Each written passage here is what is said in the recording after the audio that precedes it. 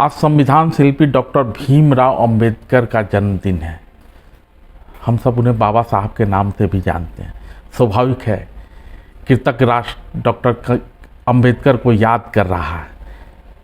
तो आइए इस मौके पर आपको लिए चलते हैं संविधान सभा की उन बहसों की ओर जहां भारत के 7 लाख गांवों और 2.5 लाख पंचायतों की चर्चा हो रही है। संविधान सभा के बहस के दौरान पंचायत को शामिल करने पर डॉक्टर अंबेडकर के क्या विचार थे और आखिरकार किस तरह से ये संस्थान संविधान का हिस्सा बने, उन पर चर्चा होना लाजमी है। जाहिर है, भारत की आत्मा गांव में बसती है और ऐसे भारत की आत्मा के विषय में डॉक्टर अंबेडकर और बाकी सदस्यों की क्या राय है, इसे देश की जनता को भी रूबरू होना जरूरी है। संविधान सभा में डॉक्टर अंबेडकर ने 4 नवंबर 1948 को एक प्रस्ताव रखा। इस दौरान उन्होंने मैटकॉप को उद्धृत किया और कहा, एक के बाद एक राजवंश खत्म हो जाते हैं, एक के बाद दूसरी क्रांति आती है। हिंदू, पठान, मुगल, मराठा, सिख, अंग्रेज सभी बारी बारी से मालिक बनते हैं, लेकिन ग्रामीण समुदाय वहीं रहता है। मुसीबत के समय वे एकजुट होकर अपना बचाव करते हैं। जब शत्रु की सेना गुजरती है, सुनिए डॉक्टर अंबेडकर को, कहते हैं जब शत्रु की सेना गुजरती है तो यह ग्राम समुदाय अपने मवेशियों को बाड़े के भीतर रखते हैं और शत्रु सेना को गुजर जाने देते हैं। जब डॉक्टर अंबेडकर मैटकॉप का उदाहरण दे लेते हैं तो अपनी बात रखते हैं और कहते हैं, पंचायतों की इस निष्क्रियता का एहसास होते हुए भी हम उनके प्रति अभिमान कैसे रखें। महत्व तो टिके रहने का नहीं है, प्रश्न है कि किस स्तर पे ये टिकी हैं। ग्राम पंचायतों ने, सुनिए डॉक्टर अंबेडकर को, कहते हैं ग्राम पंचायतों ने इस देश का नाश ही किया है।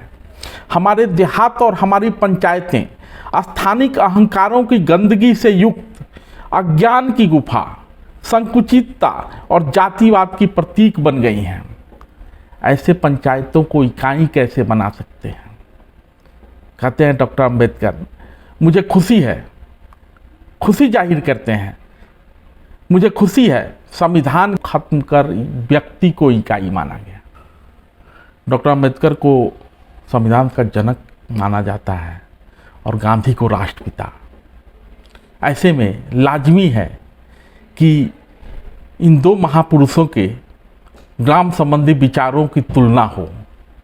और संविधान सभा बैठी है तो गांधी के विचारों को भला कैसे इग्नोर किया जा सकता है। तो गांधी गांव के विषय में क्या कहते हैं, उस पर चर्चा कर लेते हैं। अंबेडकर की सोच गांधी के बिल्कुल उलट थी। जुलाई 1947 के यंग इंडिया के अंक में गांधी ने लिखा है, आज़ादी नीचे से शुरू होनी चाहिए। हर एक गांव में जमहूरी सल्तनत या पंचायत का राज होगा, उसके पास पूरी सत्ता और ताकत होगी।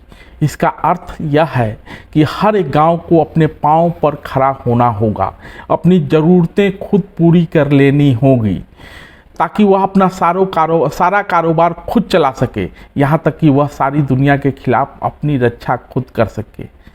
जाहिर है, गांधी भारतीय संविधान की मूल इकाई गांव को बनाना चाहते थे, जिसका व्यक्ति भी एक हिस्सा होता। यानी गांधी गांव के स्वावलंबन के पक्ष में थे और डॉक्टर अंबेडकर गांव को खत्म कर व्यक्ति को इकाई मानना चाहते थे। जैसा कि मैंने पहले कहा कि संविधान सभा बैठी है, उसमें पूरे देश से लोग हैं। स्वाभाविक है, गांधी के समर्थक भी संविधान सभा में बैठे रहे होंगे और ऐसे में संविधान सभा की बैठक में अंबेडकर के विचार से बाकी सदस्य सहमत हों, इसकी उम्मीद भी नहीं थी और वही हुआ। बहुतों ने विरोध किया डॉक्टर अंबेडकर का, सबने अपने अपने तर्क दिए। यहाँ मैं उद्धृत कर रहा हूँ बहिष्पत्रकार राम बहादुर राय की पुस्तक में, तो बहुत सारे उदाहरण हैं। राय साहब ने बहुत सारे उदाहरणों के जरिए संविधान सभा के बैठक की में जो हुआ था गांव को लेके, विस्तार से रखा है, लेकिन मैं यहाँ आर.के. सिधवा ने जो कहा वो रखता हूँ। आर.के. सिधवा लिखते हैं, यह संविधान इस देश में लोकतंत्र के लिए तैयार किया गया है और डॉक्टर अंबेडकर ने स्थानीय निकायों और गांव की अनदेखी कर लोकतंत्र के विचार का ही विरोध किया है।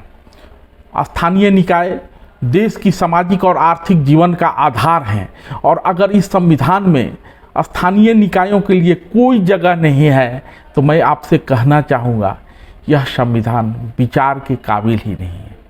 बहरहाल संविधान सभा में ग्राम पंचायतों की व्यवस्था के संदर्भ में देहात और ग्राम को लेकर अंबेडकर ने जो भाषण दिया उस पर जबरदस्त हंगामा हुआ। हंगामेदार बहस का, बाकी सदस्यों का विरोध का डॉक्टर अंबेडकर पर भी असर हो, यह स्वाभाविक था। डॉक्टर अंबेडकर दबाव में आए और उन्हें एक संशोधन प्रस्ताव पारित करना पड़ा। इसके बाद ही संविधान सभा के मार्गदर्शक तत्वों में ग्राम पंचायतों की स्थापना का प्रस्ताव स्वीकार किया गया, जिसकी बुनियाद पर 1993 में संविधान में 73वें संशोधन के जरिए त्रिस्तरीय पंचायती राज व्यवस्था को मंजूरी दी गई। चिंतन की बात है, गांधी के सपनों के मुताबिक अगर संविधान की रचना हुई होती, गांव और ग्राम पंचायतों को इस तरीके से अधिकार देने और उन्हें ताकतवर बनाने की कोशिश हुई होती, तो समझ सकते हैं आज भारत का कैसा नक्शा होता। धन्यवाद।